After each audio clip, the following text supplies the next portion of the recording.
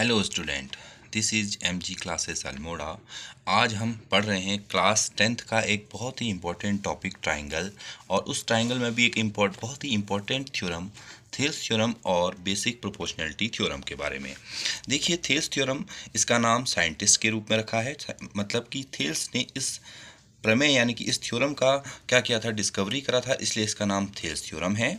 और basic proportionality theorem इसलिए कहा जाता है इसको क्योंकि ये जो ट्रायंगल को दो बराबर प्रोपोर्शन में डिवाइड करता है, यानी कि समानुपात में डिवाइड करता है, इसलिए इसका नाम बेसिक प्रोपोर्शनैलिटी थ्योरम है। हिंदी मीडियम वाले इसे कह सकते हैं आधारभूत समानुपातिक प्रमेय, और इंग्लिश और हिंदी दोनों में इसका नाम थेल्स ही होता है।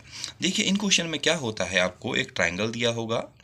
अब इस ट्राइंगल में आपको क्या दिया रहेगा, डी और बी सी आपस में पैरेलल दिए होंगे। क्या दिए होंगे? पैरेलल, यानी कि समांतर दिए होंगे। तो जब भी दो साइड समांतर दी होंगी तो यानी कि A D upon D B equal to A E upon E C के बराबर हो जाएगा। ए ई अपॉन ई सी के बराबर हो जाएगा। ये हमें इस थ्योरम में क्या करना है, सिद्ध करना है, यानी कि प्रूफ करना है। तो वही मैंने यहाँ पर आपको गिवन में लिखा है। देखिए, A D upon D B, A D upon D B बराबर ए ई अपॉन ई सी, ये हमें प्रूफ करना है। तो हम इसमें क्या करते हैं, सबसे पहले कंस्ट्रक्शन करते हैं। कंस्ट्रक्शन में हम क्या करते हैं, यहाँ से एक परपेंडिकुलर डालेंगे, यहाँ से एक परपेंडिकुलर डालेंगे। देखिए, परपेंडिकुलर का उद्देश्य इस क्वेश्चन में डालने का क्या है कि हम जो ये प्रमेय है इसको हम ट्राइंगल के एरिया की मदद से सॉल्व करते हैं। अब देखिए, ट्राइंगल का एरिया आपने 9th में ही पढ़ा था, एक हीरोइंस फार्मूला से निकालते हैं। लेकिन हीरोइंस फार्मूला में दिक्कत क्या है, जब ट्राइंगल एक तो सबसे बड़ी दिक्कत क्या है, उसमें फॉर्मूला बहुत लेंदी होता है, उससे सॉल्व करने में बहुत ज़्यादा दिक्कत आ जाएगी। और एक दूसरा फार्मूला होता है हाफ बेस इनटू एल्टीट्यूड, यानी कि हाइट। लेकिन उस फार्मूले के लिए आपको 90 डिग्री चाहिए, तभी वो फार्मूला आप अप्लाई कर सकते हैं, यानी कि इसमें लगा सकते हैं।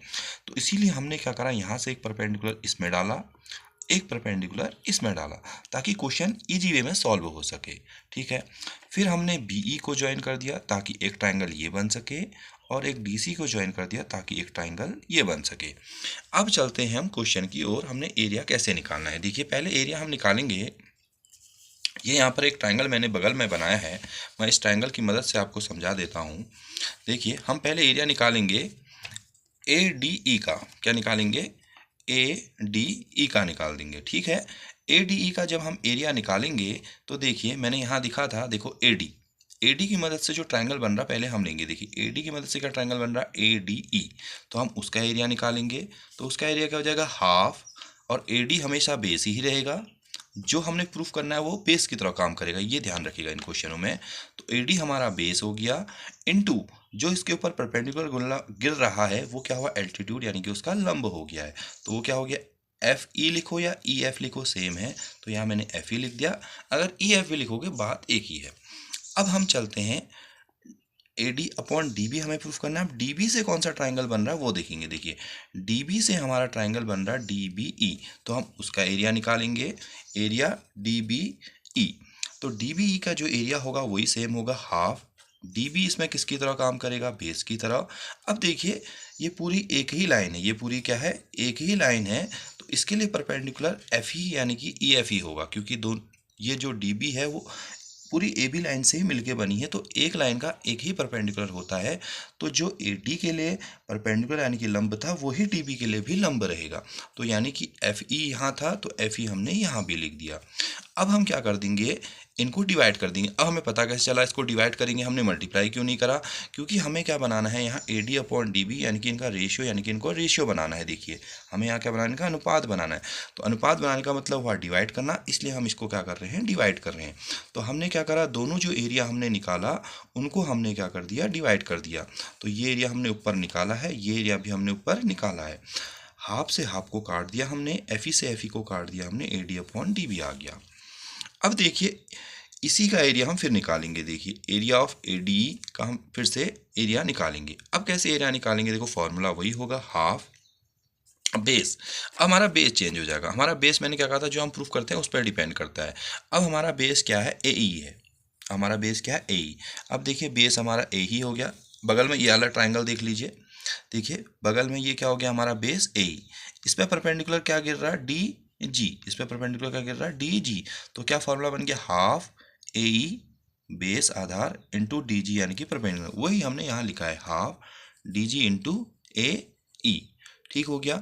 फिर हम क्या चलेंगे, देखिए ऊपर हमने क्या प्रूफ करना है, ए अपॉन ई सी। अब ई सी से क्या ट्राइंगल बन रहा है वो देखते हैं। नीचे देखिए ई सी से ट्राइंगल बन रहा है ई सी डी। क्या बन रहा है, ई सी डी ट्राइंगल बन रहा है। तो अब हम ये लेंगे।